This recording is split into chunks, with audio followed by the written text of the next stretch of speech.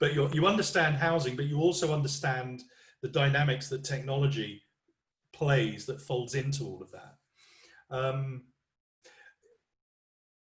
How can technology providers provide a better service to you so that you can do your job better? What are the challenges that you feel that are coming up in the short term or leading into the long term? I think the big, if you going back to link to what we've just talked about, if you strip back the housing service and the landlord service, it's the wrong way round. It's a service that's based on failure. So we wait for things to happen and then we respond to them in a really uncoordinated, expensive, and from a customer's point of view, inconvenient way.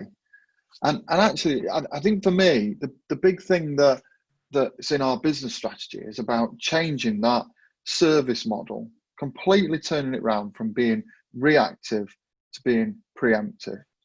And I don't just mean for repairs. I mean about, predicting when people are going to fall into arrears, and also when people might be a greater likelihood of terminating their tenancy with us. So it's a bit like, as an employer, I shouldn't be saying this. I've gone too far now. But I know when some of my staff are active on LinkedIn, that's a bit of a warning sign that they may be looking for another job. So I will ask the question to their managers, is everything okay with X? Because I've noticed they're active on LinkedIn. Likewise, there are signals that indicate that our customers might be looking to terminate their tenancy. And why is that important? Well, for every tenancy that we turn around at Yorkshire, it costs us on average about 2,100 quid. And if by the time somebody's handed their notice in, their 4 weeks notice, to then go around to them and say, is there anything we can do to just, you're too late, because they've already found where they're moving on to, and in their heads they've already moved on. In the same way that if somebody comes to you and says, I'm leaving Yorkshire Housing, it's too late, because in their heads they've moved. And yeah, you might be able to bribe them for a few months with a few extra quid, but ultimately, they're not 100% with you anymore.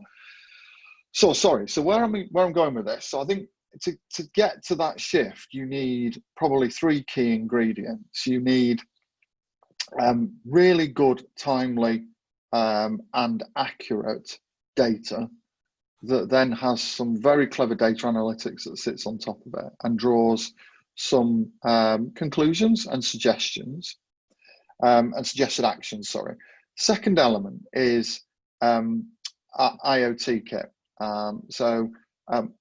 This stuff's cheap as chips, and I just don't get why we still fit out. One of my big frustrations is why we still fit out homes in this country like it's the 1950s. We've not done a great deal, have we, to move things on? I mean, the most obvious one and the most bonkers thing we have are keys.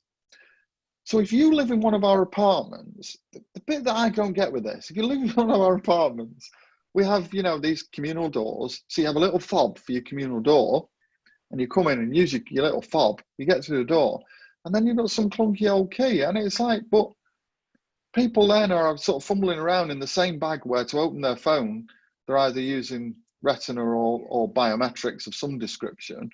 And it's like, why are we doing that? Why is that still the way that we fit stuff up?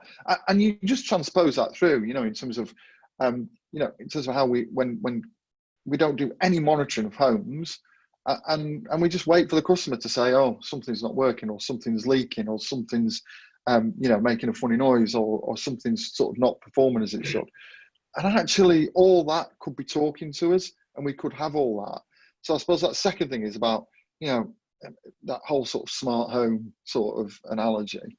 And then the third element, which overlays that, is real-time sort of customer insight.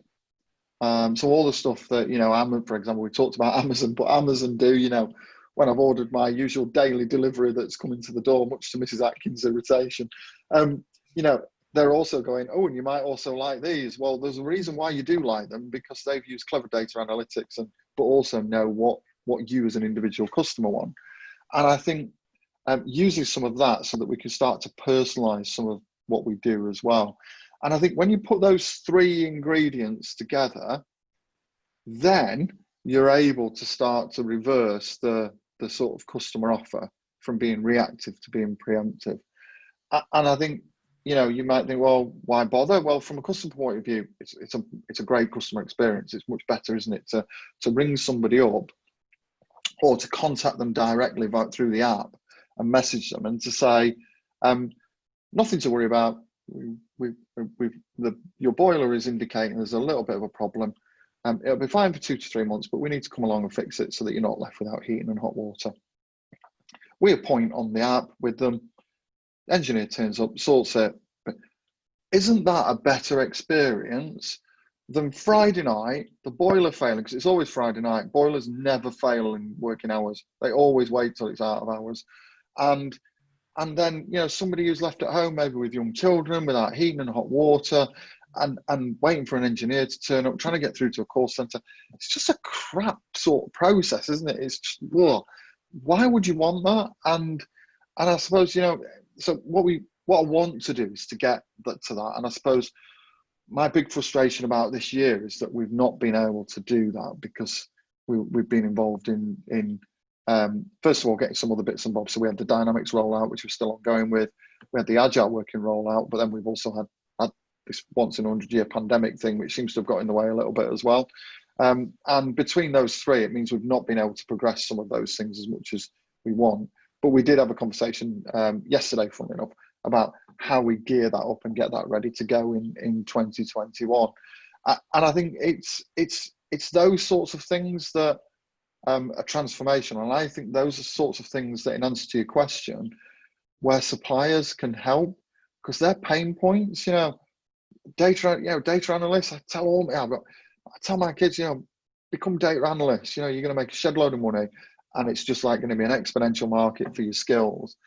Neither of them will listen, but there you go. But I think that whole thing around, you know, being able to help us sort of understand what the data is telling us, because, you know, as well, housing providers have got data to die for, but it's just that either it's not accurate, not timely, or we just don't know how we could be using it.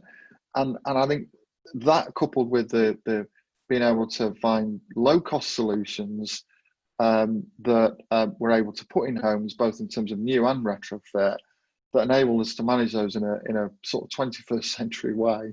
I think for me, I think that's where suppliers can really help. And I think there's an increasing amount of appetite for that type of approach, rather than just trying to sell you a bit of software and charge you 5 years licensing on it. You know, it's a bit dull, isn't it, really? Yes, you need it, but, you know, there's more interesting things. I think the other thing I'd quickly say on this as well is that, and again, the difference we found in terms of rolling out the Dynamics platform is that it's enabled us to have a system that is bespoke to what we actually want.